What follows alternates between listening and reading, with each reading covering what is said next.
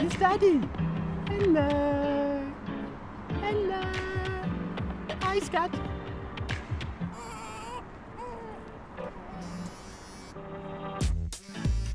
Hello?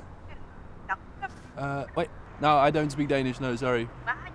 What are you saying? The show starts now. Oh, fuck, is that now? Yes, it's now. Are you coming? Yeah. I'm on my way. All right, I'll see you soon.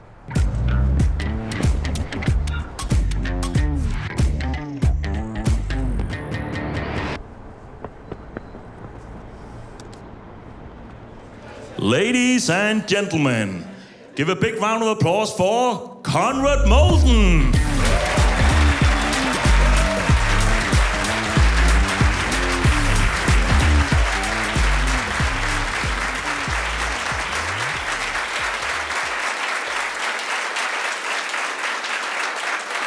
Thank you very much, Copenhagen. Wow, what a beautiful audience we have here this evening. Thank you very much.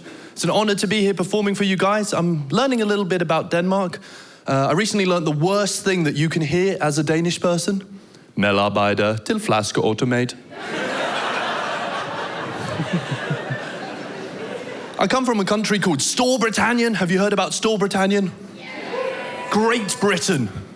It's a very arrogant name for a country, isn't it? Where do you come from? Great Britain. Not shitty little Britain like you. What I'm trying to say is thank you very much for having me here in the European Union this evening. That's very sweet of you. Thank you. It's very sweet of you. Very kind of you. Thank you.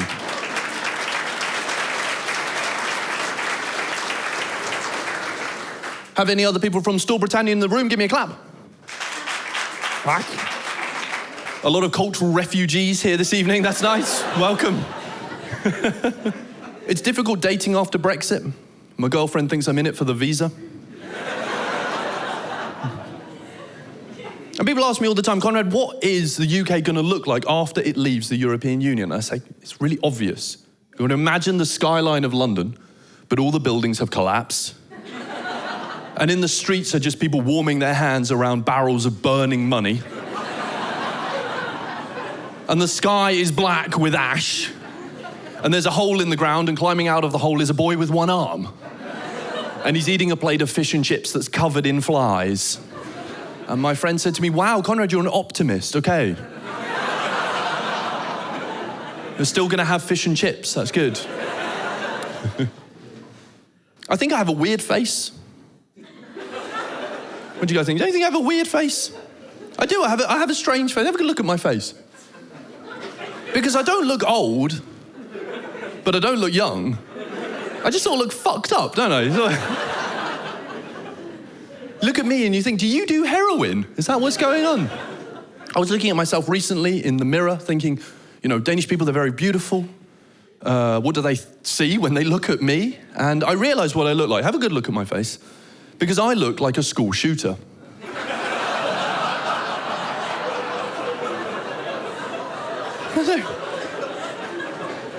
Like this wouldn't look out of place on the cover of a newspaper, would it? Put a frame around this. 11 dead at Aarhus University. But no, I don't do heroin, but I did become a father. Yeah. Oh, thank you. Yeah. That's why I have these eye bags. My eyes look like they went shopping at Bilka, didn't they? It's weird becoming a father. You realize a lot of things. Are there any parents in the room, by the way? Give me a clap. Okay. I like the way some people looked at their partner. Do we have children? Where the fuck is Timmy? Some parents in the room, you will sympathize with me. You realize a lot of things when you become a parent. One of them is I now understand why my parents look so tired. You know the thing where you look at your parents and they look exhausted all the time and they're really boring. Like it's Friday night and they're just sitting in a chair and you're like, you're boring. You did that to them. You ruined them. The reason they're exhausted is because of you.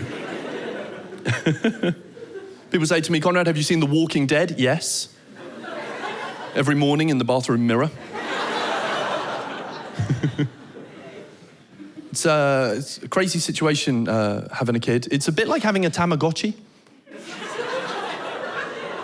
But if it dies, you go to prison. And the other part is being the father, because when you tell people we've had a baby, you know, it's kind of unfair, because one person did a lot more work than the other person. You know, I say, we had a baby, and my girlfriend looks at me and says, we made a baby? It's a bit like a group work project, and there's that one person that did all the research and the reading and made all the graphs and wrote all the documents, and I named the Dropbox folder.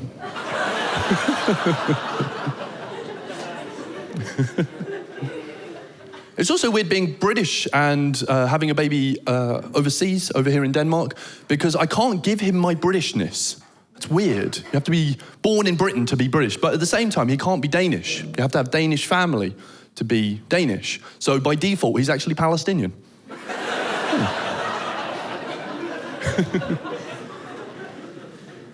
It is a magical experience becoming a dad. Because what you first get when you get a baby is just a blob that doesn't really do anything. It doesn't really move or anything. You just sort of look at it and you love it, but you're really bored by it at the same time. That's the situation that you're in.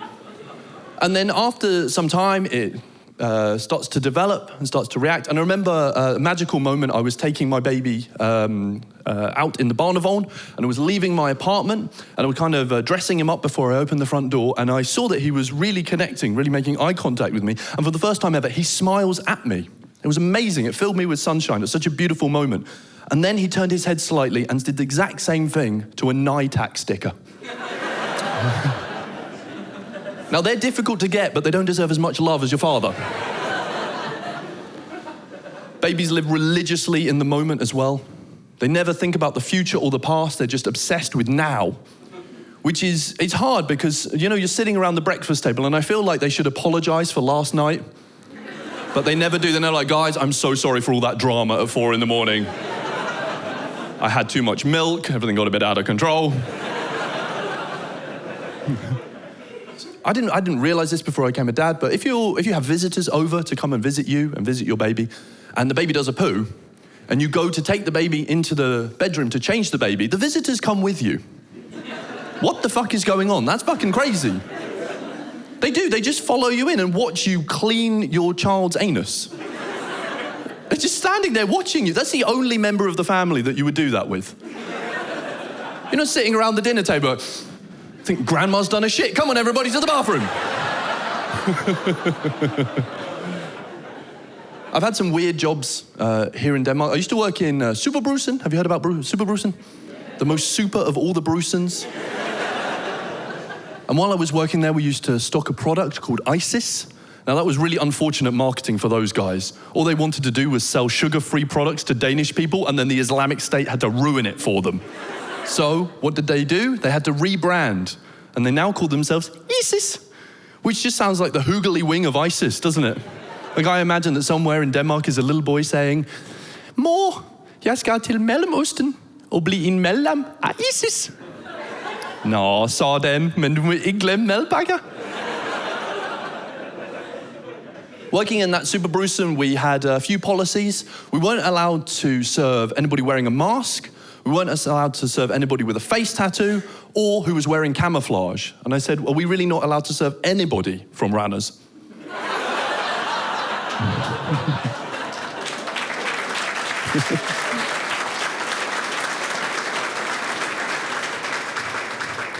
I also used to work in the body shop. Or in Denmark, they call it krop butikken. Me in the body shop, look at me. Heroin dad works at the body shop, what? A place that has skincare products. I'd walk in and be like, none of this works, look at that guy. And it was, I don't know, people have heard about the body shop? You know what I'm talking about? If you're a guy in the room and you don't know, it's amazing. I call it the last minute thoughtless gift emporium. Because it's Valentine's Day, it's her birthday, it's that anniversary you forgot about. You're panicking. All you have to do, go to the body shop, close your eyes, put out your arm, and whatever you walk into, that's the perfect product. She's opening it in its silver wrapping paper thingy that they did for you, and she looks down at it and goes, oh, hibiscus and echinacea body butter? How did you know? It's because I know you so well, I love you so much. Day one of me working at the body shop, my boss, he takes me into the back room, into the stock room, and he shows me all of the stock that the shop keeps. And I said, out of curiosity, do you keep a list of all of the stock that you have? And he said, no, this is Denmark. We trust our employees. And alarm bells started going off in my head. Because I come from an ancestry of plunder and exploitation. We didn't dominate the world without a little bit of stealing. The next day when I came into work at the body shop, I brought a rucksack. In the morning, the rucksack was empty. At the end of the day, goodbye, everybody. I was stealing 200 to 300 kroners worth of shit every single day. I have never looked or smelt so good in my whole life. I was putting lotions and potions and oils on parts of my body that I didn't even know existed.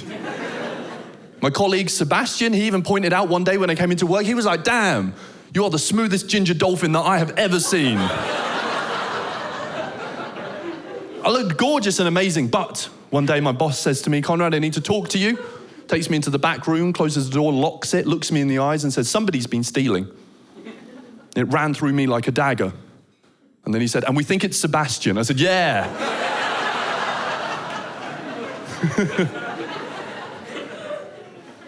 I used to work in a sperm bank. It's a true story. I was desperate for money. I know what some of you are thinking. That's not a real job. That is a real job. You get 500 kroners per donation. Some of you are working for free. Give me a clap if you've ever worked in a sperm bank. One sticky clap at the back.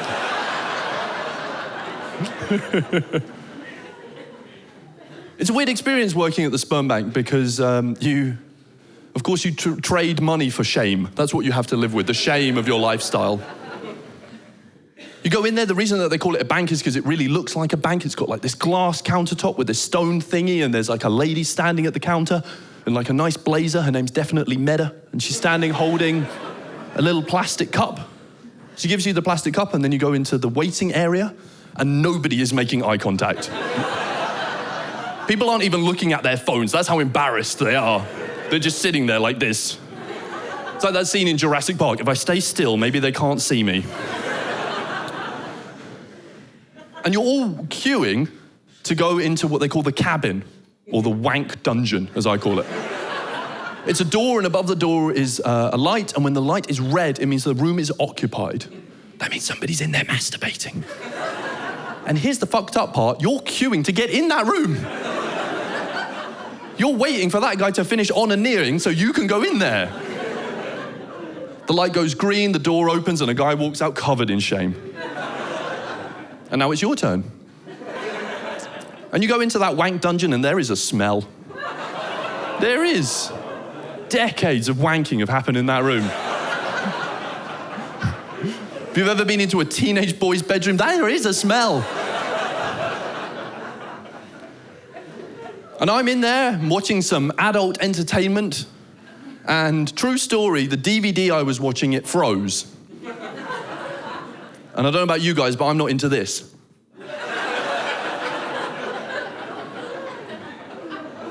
I thought, I want to finish, I want to get paid. So I'm going to have to fix this situation. So I opened the door, the light went green, a guy stood up. I said, I'm sorry, I'm not finished. I walk past the waiting area, I go up to the counter, Meda's putting on her plastic glove. And I'm trying to keep it really cool. So I said to her, I'm really sorry, but the porn DVD has frozen.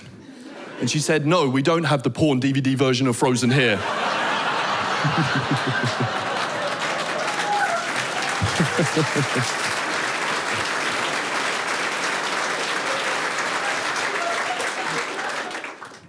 I have to push my baby around in a pram.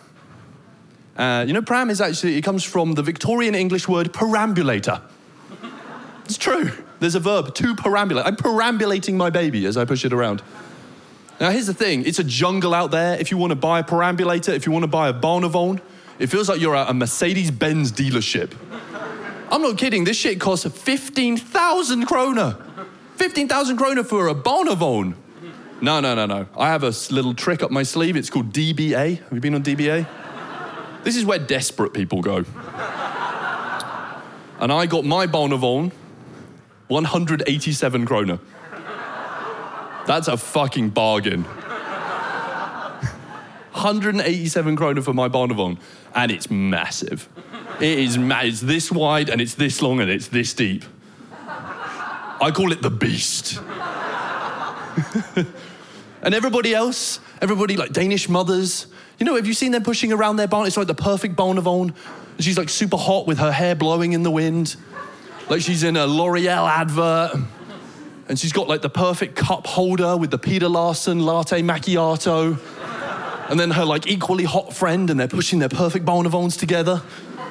And right behind them is me with the beast.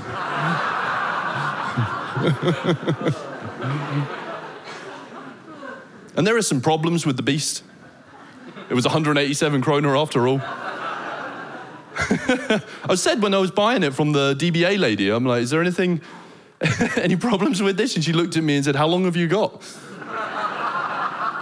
It's got a rain cover that's got a massive hole in it. Massive. You know what that means? Baby's wet a lot in Denmark.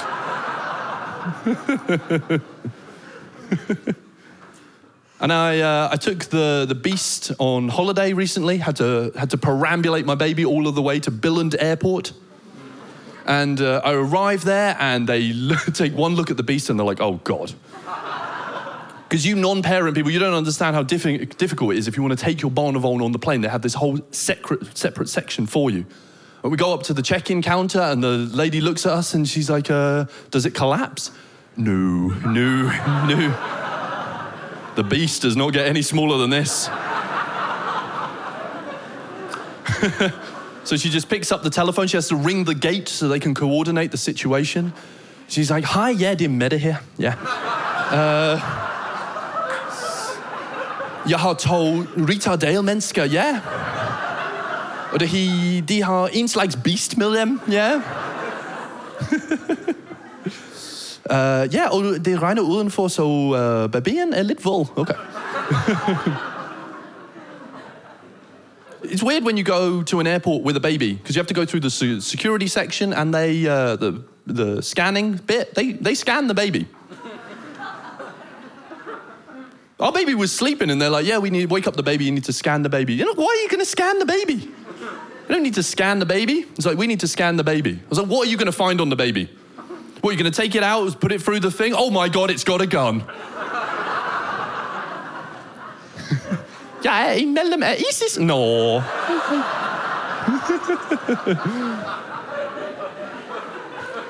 Security lady says to me, "We have to scan the baby because some people hide drugs on their baby." And I was like, whoa. Any cocaine you find on that baby is that baby's cocaine, all right?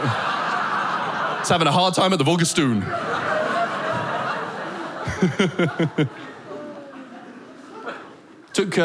Went for some food before our flight. In Billund, they have something on the top floor called Restaurant with a View. Spoiler alert, there are no views in Billund. There is nothing to see in Billund. And then we take the beast down to the gate, and we're getting on an aircraft owned by a company called Ryanair. Have you heard about Ryanair? Give me a clap if you're a survivor of Ryanair. Nice. A lot of cheap people here in Copenhagen. That's awesome. And here's the thing. Nobody wants to get the Ryanair. I mean, it's basically just a bus with wings. That's what you're getting yourself into. But it has to pretend that it's a real airline. As we were going up the stairs, there was a lady standing at the top of the stairs. Her name was definitely Sina, and she's wearing like a blue blazer. And she's got a little flower thing, and she's saying to the people as they get on the plane, "Good morning, madam. Good morning, sir." There are no madams or sirs getting on a Ryanair. It could have just been a guy with greasy hair, dirty sweatpants, and a DJ Alligator t-shirt. And as people are getting on, he's just pointing at them and saying, "Wanker, wanker, wanker."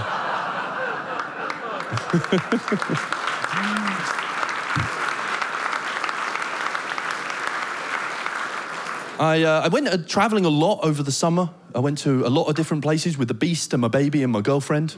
Went to a lot. Give me a clap if you went traveling over the summer. Okay. Just a few people clapping. Some people are like, "Does Viborg count as a summer holiday?" I went to Italy with the beast. Because whenever they tell you that they're Italian, what's the first thing that happens? Oh, I'm from Sicily. A pizza, a pasta. You just start shouting food items at them.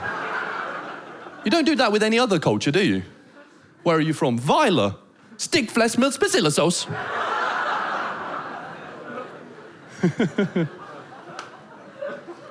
I went to Eastern Europe over the summer as well.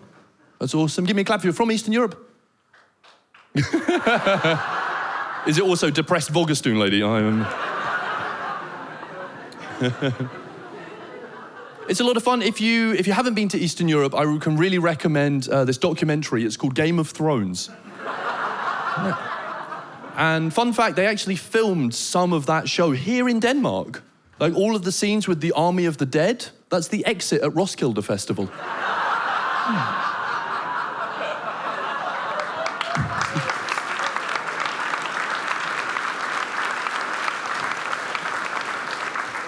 And the Dothraki Sunderjylland. So that's good, nice.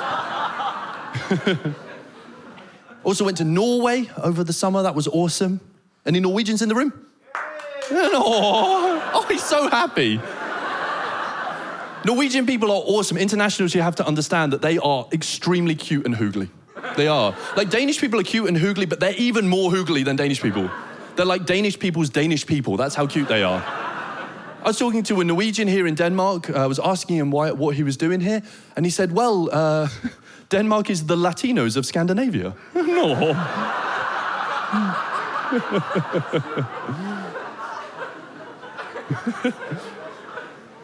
Norway's a lot of fun, though. I went all the way up to a place called Tromsø, right in the north, close to the Arctic Circle, and the plan was to see the Northern Lights. So we weren't even in the city, but we're out kind of in the wilderness, in some cabins there, just with a few different people, hoping to see the Northern Lights. There were two other groups there. There was one which was a Danish family. It was a couple and 3 children. 3, Jesus Christ. They looked extremely tired. And then there was a British couple. Now here's the thing, when you're on holiday, there's only 2 kinds of British people that you ever meet. One is that drunken hooligan with no shirt and a Manchester United tattoo who's spitting Pilsner across the bar and trying to hit you with a plastic chair. And the other kind of British tourist on holiday is this incredibly posh tweed jacket, leather patches kind of, good morning, would you like a cup of tea? Like this kind of guy, and that's who was there. There was this guy who was so British, you could taste it in your lips. It was amazing. He would say things like, would you like some bangers and mash? I'm like, absolutely, Mr. British man. Yes, that sounds amazing. So bangers and mash and his wife were there. It was awesome.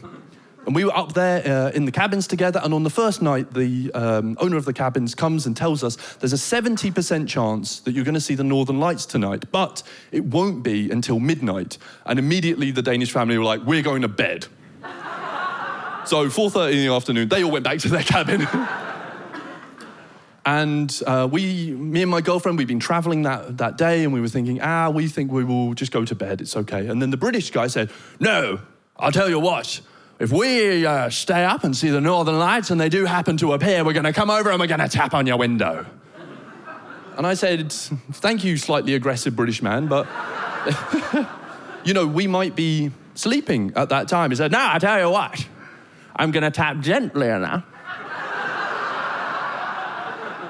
so that if you are asleep, you stay asleep. But if you're still awake, you'll know that it's time to see the Northern Lights. I was like, okay, that doesn't sound creepy at all. So me and my girlfriend go to our cabin, we're lying in bed, we're almost asleep, and that's when we hear it. What is that noise? Open the curtains. Good morning, Aurora Borealis is here. We put on our winter jackets, we open the door to the cabin and we go outside, and it was fucking amazing. If you haven't seen it, you have to make it something you do in your lifetime. Like it starts over in the distance, there was like this glowing green light that just got brighter and brighter and brighter, and then it started to fill up the whole sky, and then it was this kind of moving thingy of magnets. I don't know, I didn't read the whole Wikipedia, but it was like this amazing, flowing, ghosting. And at the same time, the snow is falling, so it's kind of glistening through this translucent, beautiful light. It's absolutely amazing. And we're standing there, me and my girlfriend and the British couple, just like looking up, just enjoying it. And then the British guy turns to us and says, but what about that Danish family? I think I should go and wake him up. And before we can say, yes, this is a good idea, or please don't do that to them, he just walks over to their cabin. And then you just hear this little voice go, oh, vem er det? Morning, Cabarooza, Roy Morales is here!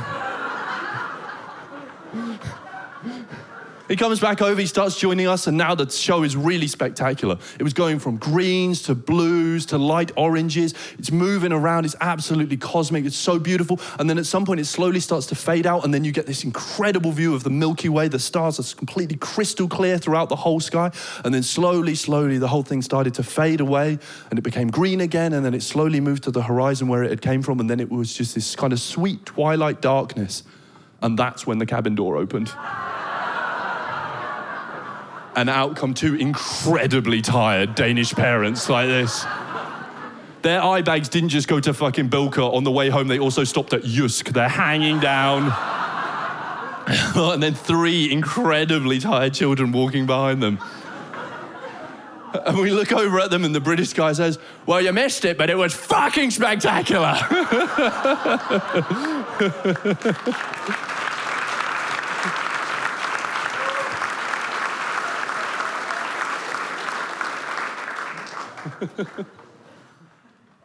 We had to come back from our holiday travels over the summer. We had to land back in Billund Airport. And we go into the baggage area with the bagage afdeling.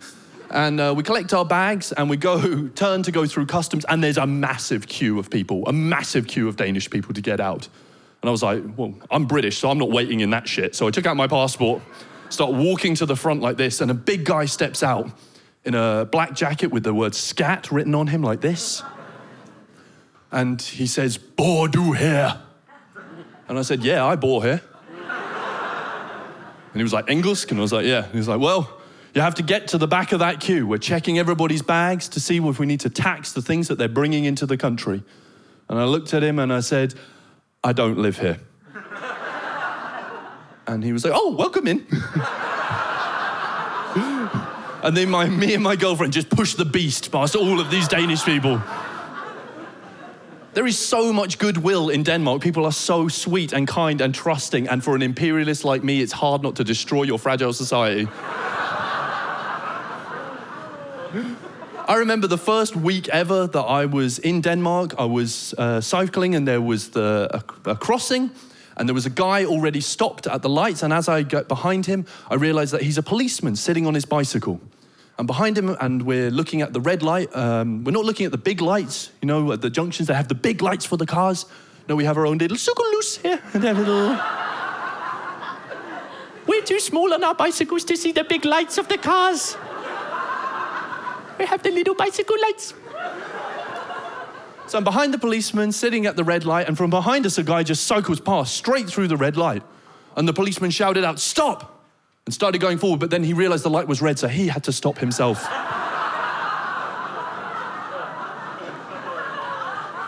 So cute, I love Denmark. Like Ocean's 11, that could never happen in Denmark, could it? George Clooney and Brad Pitt walk into a casino here, and the security guy comes up to them, arbejder du her? Yes. Oh, welcome til. We keep the money over there.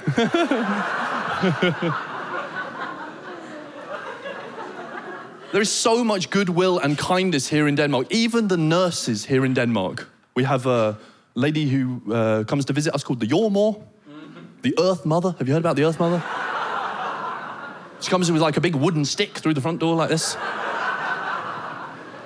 And she has a lot of goodwill. She's really, really kind, but she's extremely useless. You know, because that's how nurses work here in Denmark, unfortunately. You say to them, oh, I'm really, really sick. And they say, en kop chamomile tea. No, I've been diagnosed with leukemia. 5 kop chamomile tea. There's so much goodwill here in Denmark. I think for me, the epitome of this is something called Grundkoncert. Have you heard about Grundkoncert? The Green Concert. Give me a clap if you've ever been to the Green Concert. There's quite a few people, good people in the room. I like that. For anybody who doesn't know, Grundkoncert, it's a festival, but it works with a charity for disabled people. So it's not your usual kind of festival where you take acid and get your dick out. It's a bit more chill. It's a bit more slap-a than that. And I was there on at the end of the day, and they had on the main stage was the headline act, and it was Nick and Jay, otherwise known as Pick and Gay. And because it's Grundkoncert, you can just kind of casually walk up to the front, and I was standing there, and I'm watching the concert, and I was kind of looking at the crowd, and I realized that right next to me, right at the front next to the stage, were two people completely paralyzed in wheelchairs. And it's actually really incredible that here in Denmark, that's possible, that people who have a severe disability get to come and see their heroes on stage and have a great day out. That's really, really awesome. Only in Denmark could that ever happen. And then my mind started to wander, and I was thinking, well, either that or they're being tortured.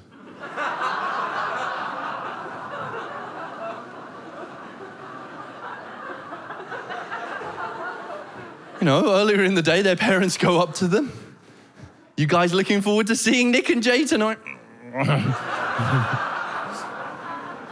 Later on, they push them. Oh, they love it. They want to be right at the front. Nick and Jay are on the stage. In day to bay. I wish I only had one day left.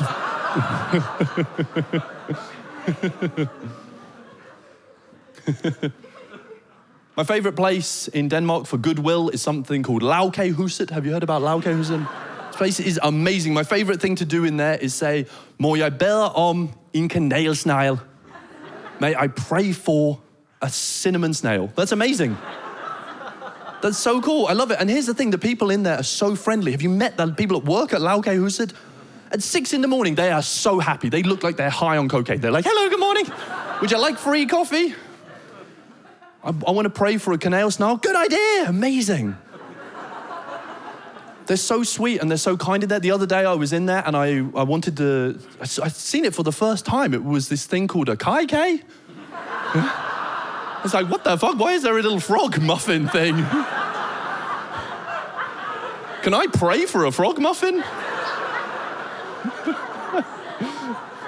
And she looked at me and she said, oh, that's a kai from Kai and Andrea. And I said, well, where the fuck is Andrea?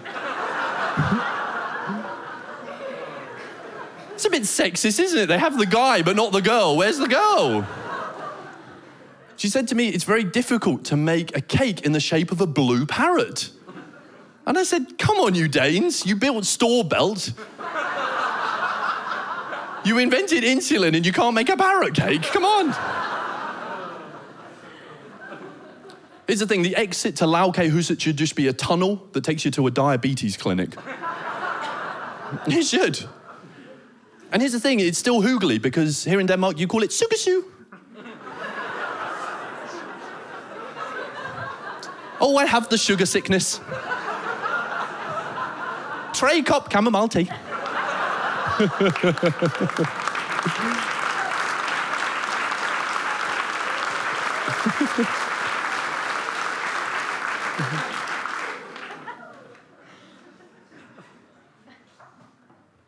The pigeons outside the Laukehuset that I live at, they're obese, okay? They are very overweight. I saw them mugging a cat the other day. I've been in Denmark for a while. There's a lot of things that I'm learning that I want to pass on to you guys. Like, I think that the washing machines here in Denmark are very rude. After it finishes washing my clothes, it calls me a slut.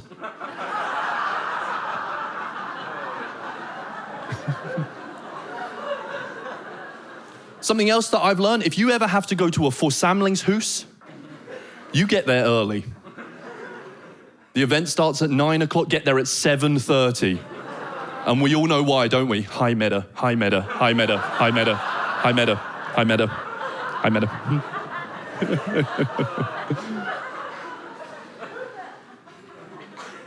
There's a lot of things that I've learned. At a julefrokost, if you have the risalamand, have you heard about risalamand? If you bring your own almond, if you bring your own secret mandel, and you pretend you found that mandel in the risalamand, that is it, your friendship is over. They take your CPR for that shit.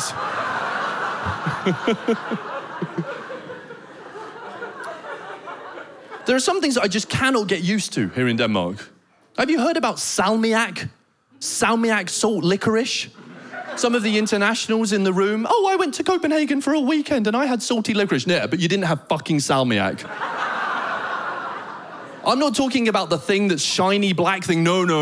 That grey, brown, block lump thing that looks like the teeth of a beggar from Britain in the Dickens era. What is it doing in the sweet section? What the hell is it? It's ammonium chloride. Ammonium chloride!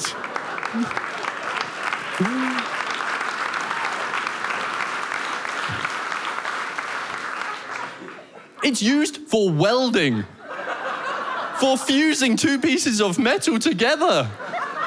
It's used for welding and fertilizer, for fertilizing fields, and for making sweets in Denmark. What the fuck is going on? And all the other chocolates and vingummies, they're all in really nice shape. They're always shaped like a little cherry or a scumbanator or a fucking spile egg. What shape did they put the salmiak in? A skull. A skull. A decapitated human head with no skin on it anymore. And you know why? Because they must have been at the ammonium chloride factory / welding / fertilizer factory. And they must have been like, okay, what shape should we press this into for sweets for children? And the guy, well, it tastes like the dark abyss of death.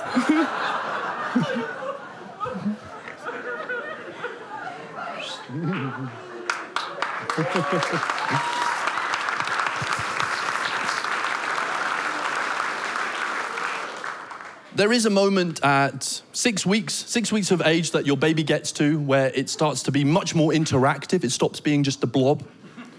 And it becomes much more interactive. And the hard part of this is breastfeeding, because during this period, your baby gets very, very distracted. So our Earth mother, suggested that we should start breastfeeding our baby in a boring location. So we moved to Herning.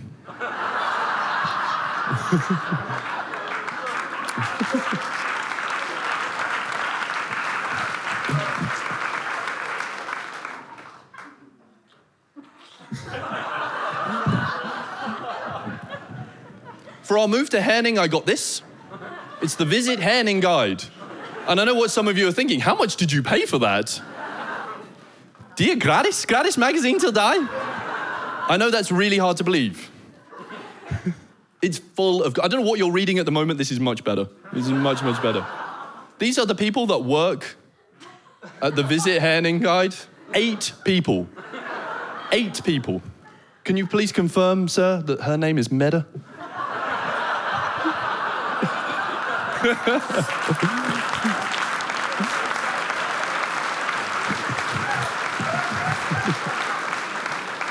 Eight people work at the Visit Herning Guide. I feel like that's 8 people too many. That's a lot of people. They must be struggling every day. Is there anything happening in Herning? Oh my God.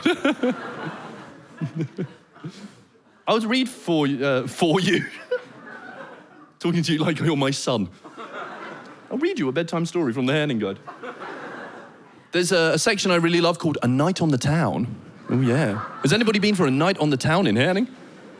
Wow, okay. 3 people, that's awesome. That's a full Friday night in Herning.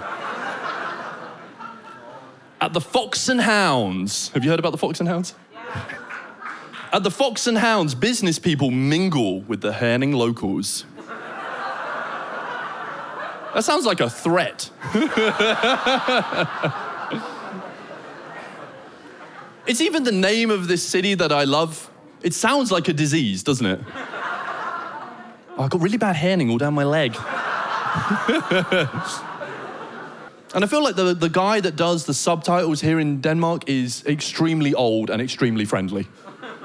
I think it is Holger Dansk in a basement somewhere writing the subtitles. I was watching a Bruce Willis action movie called Die Hard, and there's a scene where he breaks a window and he fires a gun and he shouts, "Yippee-ki-yay, motherfucker!" The translation, "Kors i røven."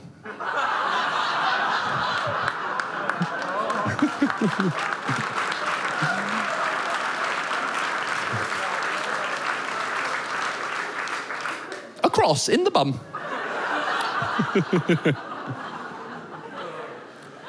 For any internationals in the room who might be struggling with the Danish language, I have a recommendation for you. If you're not sure of the word, simply pronounce it in a French accent and it might be correct. For example, you're at the train station, so you get on the perron.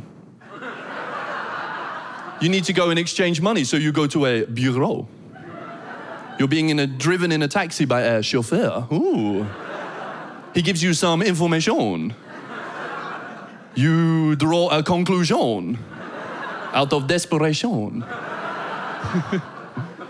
Danish even sometimes gets a little bit Spanish. Like in English, we have this word competition. That doesn't sound like fun, does it? We're going to have a competition. But in Danish, konkurrence.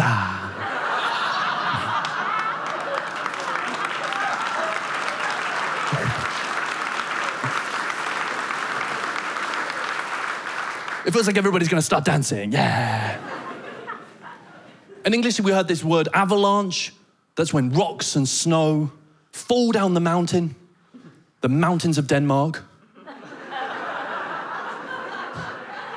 And they crash into people, into buildings, and they kill them and they destroy them. That's what happens during an avalanche.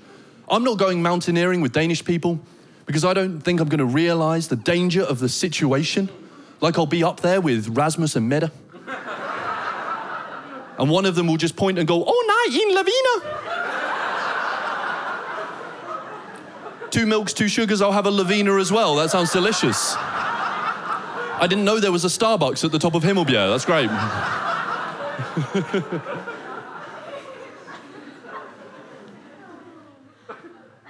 If you want to get really French here in Denmark, you can have a fine delicacy called la Franche hot dog. Ooh. A French hot dog, yes. It's so delicious. I got mine from a very independent boulangerie called 7-Eleven. Oh, yes. Ooh. What a fine patisserie from Septons. 7-Eleven is absolutely amazing. They have so much good food in there. My favorite thing is something called taquitos. Have you heard about taquitos? For anybody who doesn't know, that's because you're not an alcoholic. That's why you don't know what taquitos are. It's these little white sausages of shame. And they look the same when they go in as when they come out. That's true.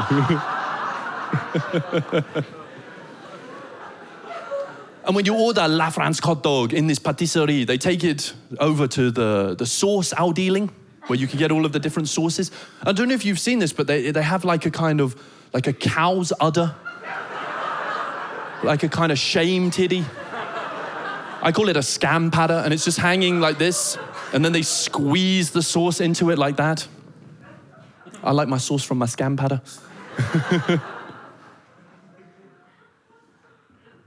In English, if you say that you're full, it means that you're not hungry anymore. But in Danish, full means drunk. And one time I was leaving 7-Eleven, I was cycling home, and the policeman stopped me, and he said, "Er du full?" And I said, "Well, I could still eat a kebab."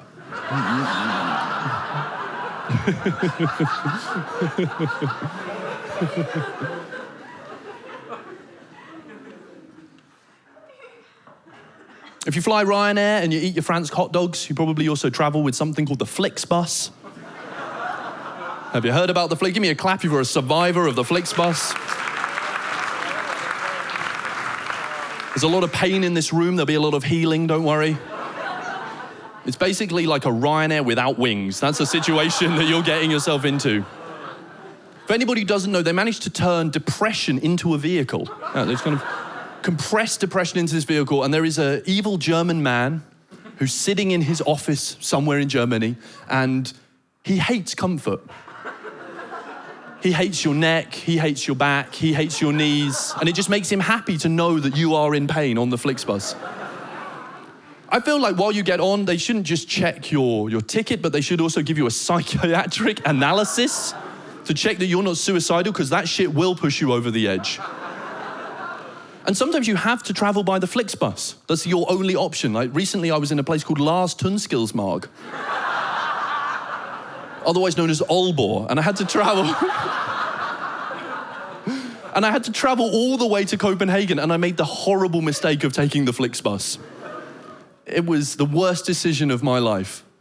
And there was a moment where the Flixbus stopped in a place called Lillebælt Rasteplads. The reason Denmark is one of the happiest countries in the world is because all of the sadness is in Lillebælt Rasteplads. No, and when the door opens, it's kind of like a hostage situation. Everybody's just... I've always wondered how Daniel Rue felt when he was released by ISIS, and now I know, having travelled on the Flixbus.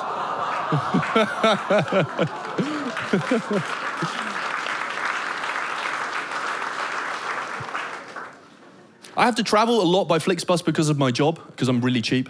And and here's the thing, it's cheaper if you buy a student ticket. They have a discount ticket for students. Now the problem is that I don't study. And that's an issue, because in order to get the student discount, you need to provide a letter of enrollment from your university that says that you go and study there. Now, I don't have that, but I do have something called Microsoft Word.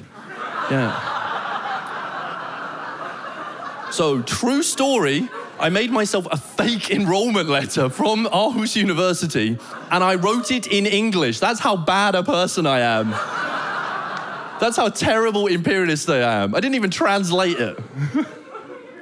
And one time, I went to go and catch the Flixbus, and at the entrance, there was a group of confused French people, otherwise known as French people, and they were trying to get on the bus, and the bus driver was telling them that they couldn't get on because they didn't have the enrollment letter, they didn't have proof that they were studying, and they were really upset about this. It would be, Sacre bleu!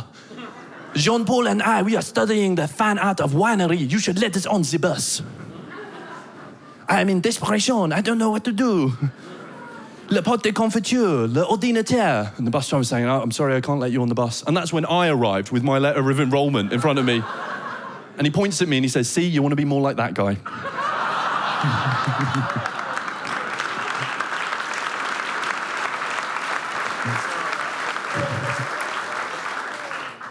There's a lot of things they don't tell the immigrants before they arrive here in Denmark that they really need to tell us.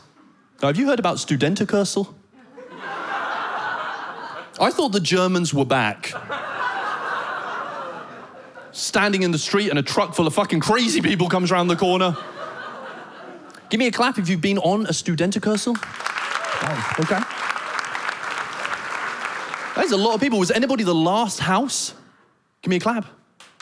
Yeah. Wow. And how was it to be the last house on the studenterkørsel? It was an experience? Is your house okay? It was an experience for your parents? Yeah, I don't remember a lot.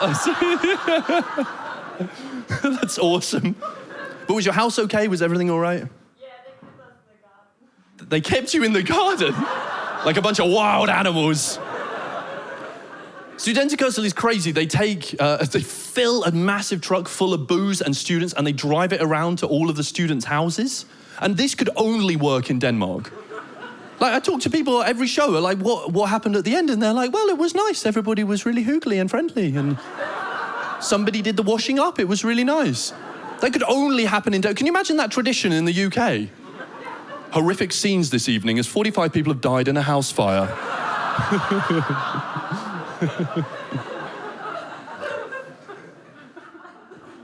If you want to take a bus here in Denmark, it's a test of the survival of the fittest. Because when you get off of the bus, it doesn't just take you to a pavement where you can safely walk around. No, you walk into a lane with cyclists slicing down the weak.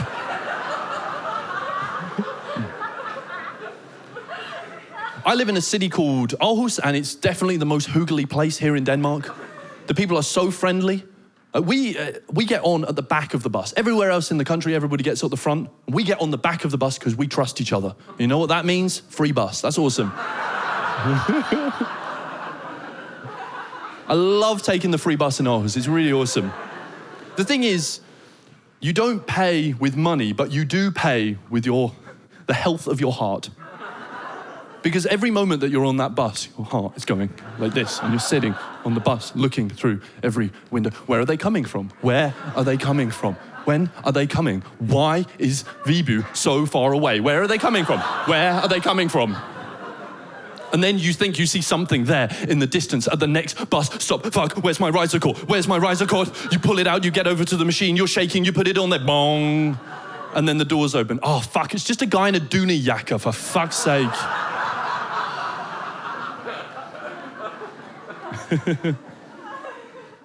I love taking the free bus. Absolutely love it. I used to live in a place called Brabrand. Has anybody heard of Brabrand? Yeah? Oh, wow. Brabrand's getting a cheer. Anybody who doesn't know, it's like a little Saudi Arabia next to Aarhus. And I used to live there, and I got on at the back of the bus, and the machine said, adrift. And I thought, great, my journey is free. So I just sat down. And it starts driving along, and more people start getting on the bus, and it fills up, it's completely full, and then it pulls into the middle of the city. And true story, guy at the front of the bus, he stands up, and he just shouts down to everybody, controllers, controllers! And everybody on the bus got up, everybody got up. The driver got up, everybody got up, everybody starts panicking. Now, I'm a good person, I don't want to hurt other people, but the whole time I'm thinking 750 kroner. I pushed an old lady to the ground. Everybody is pushing, and what normally happens is that they open the doors and the controllers get on, but people were pushing so hard that they kept the doors closed. So the controllers are pushing from the outside, all the people in the bus are pushing from the inside. It's like this crazy war, it's absolute chaos, and then there's one guy, he's being pushed so hard that his shoulder makes it through the crack in the door. And he's being pushed out like this, and then he makes it out of the bus. And everybody stops. And then they start cheering that guy, yeah, go do it, you can do it. And all he has to do is run away from the bus, but he's confused, he's panicked, and he runs down the bus, and he runs into the arms of one of the controllers. And the controller gets him on the ground, and the other guy gets on top of him, and that's when the bus doors open. And everybody just casually walks out like this. And as I walked past him lying there on the floor, I said, fucking immigrants. I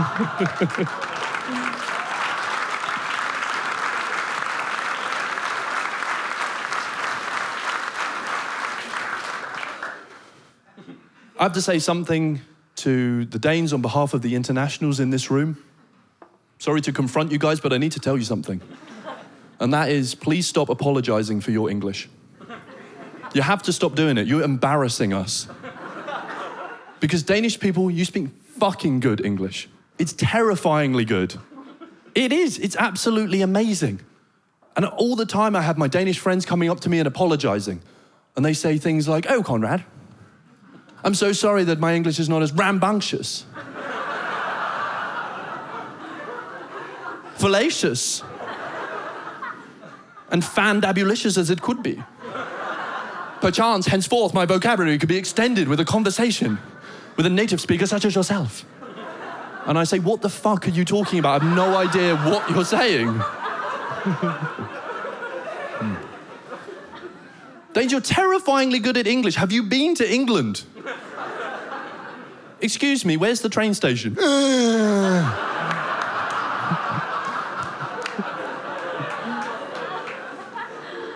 Danes speak better English than English people. You should go over there and teach them. It's crazy. And as an international, you completely forget that Danish people can speak Danish. You're standing in a group of Danish people and everybody's speaking English because of you. And they're all speaking away completely perfectly. And then you completely forget that they're even Danish. And then the image is broken when one of them has to answer the phone. Oh, sorry, 1 second, I just answered the telephone. Jodel ding dong flammelam. Flydoodle flibblip. Nej, jeg er pisselig glad.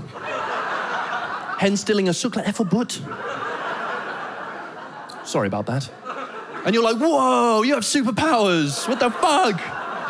What did you do? It's crazy. It's like having a pet cat. And you know your pet cat very well. You think you do. And you stroke him every day, and then one day he just starts flying. Finpusser, what are you doing?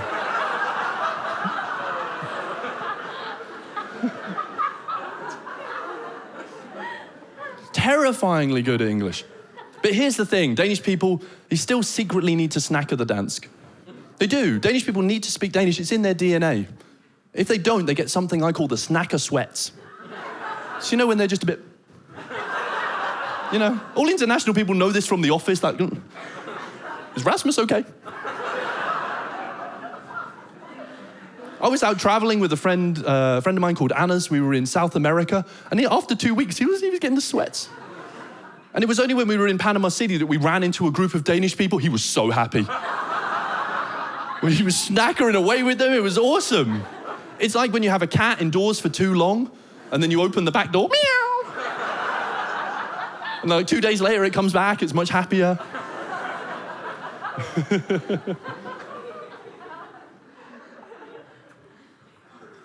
I take this opportunity to say tak, which means thanks. Told you I was good at Danish. You can say tak for cafe, tak for snack. You can say ja tak, nej tak klistermærk. You can say ellers tak. You can say tak skal du have, thanks shall you have. It's pretty cool. I feel like when you get tacks that you have to collect them. You know, because it's like when somebody says tack, that's like one tack. And then if you want to take it to an advanced level, you can say mang attack. That's like 5 tacks. Cell tack minus 1 tack. I like that.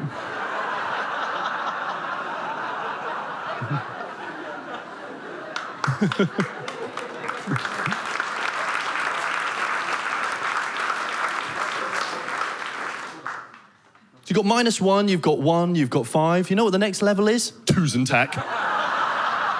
1,000 thank yous. I feel like I'm in ancient Saudi Arabia. 1,000 blessings on you and your family. 1,000, that's a lot of thank yous. That is a lot. And that's your options, 1, 5, or 1,000. Nothing in between. Nothing. I feel like there's a lot of room there. Like I was over at my friend Anis's house and he had made fricadilla. And they're fricadilicious. Yeah, he had made those fricadilla with his own fricadilicious hands and they were really, really tasty. But the whole time I'm sitting there eating them, I'm thinking, these are good, but they're not Mormore's fricadilla. They're not 1,000 thank yous. So at the end of the meal, I just politely said, Su honor tak.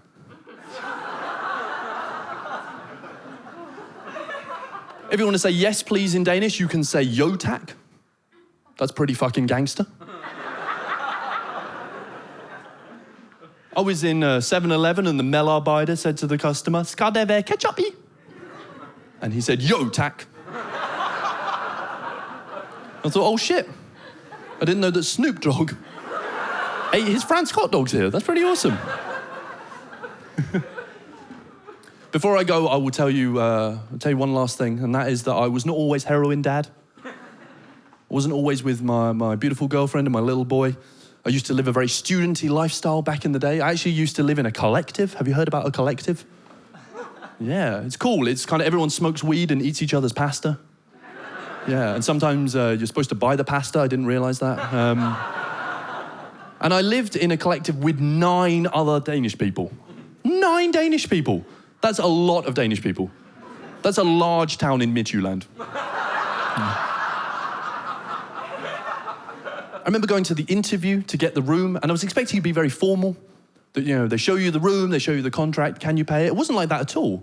I turn up, I walk into the living room, and there was a huge circular wooden table, and all 9 of them were sitting around the table, and they had boiled coffee, and they had made kransake. Made kransake with their hands. It was awesome, and Mormor was there. Fucking Mormor, their grandmother was there. And we didn't even talk about the room, we just start hoogering. We're just hoogering. That's it, we're just drinking coffee and eating cake and hoogering with each other. It was awesome. At one point we had raw hooger. Yeah, Mormor cut a massive line of raw hooger and we all had that. It was awesome. It was amazing. And at one point, one of the housemates, I think his name was Rasmus, he got up. And he had to go and he said, hoog yeah, which means hooger yourselves. Because you can do that in Denmark. You can hooger each other. That's amazing. You can even say, jeg hooger mig. I'm hoogering myself. That really sounds like masturbation. Be back in 3 minutes. I've just got to go and hooger myself. Got to make my 500 kroner. It was awesome. We were just hoogering and hanging out and snackering. And then at one point, the conversation stops. And one of the guys said to me, look, Conrad, the thing is, I'm really sorry, but we actually don't want you to live here because you're ginger. No, I didn't say that. Said, we don't want you to live here because you're from Storbritannien, you're from England. And you know what happens? You get a group of Danish people and they love to snack a Dansk. The 9 Danish people, they're all snackering Dansk, and then you get that one English guy, Brexit. And then everybody has to snack at Engelsk now. And we don't want that. We want to have a Danish collective where we get to snack a Dansk so we don't get all sweaty. And I said, whoa, whoa, whoa. Slap a little A. Jeg kan godt tale dansk, yeah. Tillykke med fødselsdag. Henstilling af cykler er forbudt. And they were like, wow, Conrad, your Danish is really good. How long have you been here? Just arrived, actually. And they were like, well, Conrad, if you're willing to learn the Dansk, to learn the Danish, and we can all snack a Dansk in the collective, then you're very welcome to join us. And I said, helt sikkert. That sounds skide godt. That sounds shitting good. I'll move in. So I moved in the next day. I had no idea what they were talking about. They were snackering Dansk the whole time. Because I thought that Danish people just switched to English when they got home. You know, I thought the whole Danish thing was just to impress each other. You know? And you get home like, fuck, can we switch to English? Because that is difficult. That is confusing. But no, they love to snack a Dansk all the time, 24 hours a day. They were even snackering Dansk in the morning. In the morning? There should be no talking in the morning in any language. Some mornings I would wake up, the alarm is beeping, you look down. It's not even numbers, it's just salmiak skulls. Oh. Open the door, my roommate was there, her name was probably Meta. And she'd be like, hi, good morning. It's like, oh. No talking unless it's emergency information. And she would tell me crazy things. It would be 9 in the morning and she would say, oh, I already went to Fitness World today. What? You've already been to Fitness World? I haven't even scratched my balls. This is crazy. I don't understand people that want to get up early in the morning. That is terrible. That is a disease. I feel like if you go to Fitness World and you check in your card before 9 o'clock in the morning, it should let you into the building. But when you go to leave, there should be a black van waiting for you. And it should take you to a rehabilitation clinic and teach you to sleep. And Meta would say things to me like, oh, but the early bird catches the worm. Yeah, but the early worm gets eaten by the bird. Do I look like a bird or a worm to you? I had no idea what they were snackering about, and they were snackering all the time. Like at one time, I'm in the living room, and my roommate comes over to me, and he's really angry. Something about pasta, probably. He's really, really angry, and he says to me, Conrad, bebreide du dig selv. And I'm like, okay, I'm layering the Dansk, I'm gonna snack the Dansk. Bebreide, that's the Danish word for blame. But it sounds like somebody shouting it at you from a car that's driving past. Bebreide. Bebreide du dig selv, blaming you yourself? And I said, nej, jeg bebrejder ikke mig.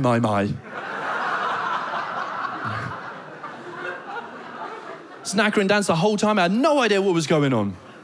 The worst of it was that I was in the kitchen and I was using the oven because I was making something called tarteletter. Have you heard about tarteletter? Oh, the delicious, it's like these crispy, cupcakey deliciousness filled with mushrooms and chicken. It's the crack cocaine of Danish cuisine. So good, it's so good. And I'm taking the crispy thingies out of the oven and my roommate came in, his name was Rasmus, and he was really angry. Sometimes I think it was actually just one guy called Rasmus and 9 mirrors around him. And he was really, really angry. And he says, Conrad, kig på fucking ovnen. So I'm in the zone, I'm snackering the Dansk, I'm looking at Rasmus, I'm kigging at Rasmus, and I'm kigging at the ovnen. By the way, ovnen is a real word. But it sounds like the sound a buzzer makes in a game show when the answer is wrong. Ovnen. So I'm kigging at Rasmus, I'm kigging at the ovnen, and then he starts snackering way too fast. He goes full 100% Danish mode. He's like, yoodle-oodle ding-a-ling, flammalam, floodle-oodle, flibberlib, yoodle-oodle ding-a-ling, flammalam, and I'm just standing there going, Tillykke med fødselsdag. Tillykke med fødselsdag. Jeg har ikke en billet, fordi maskinen var ude drift. Yoodle-oodle ding-a-ling, flammalam, floodle-oodle, yoodle-oodle ding-a-ling, flammalam. Hvis du rejser mod rejsekort, så husk at tjekke ud. Judeludelingeling, blammelam, bludel. And then he stops and he said, Conrad, you had no idea what I was saying.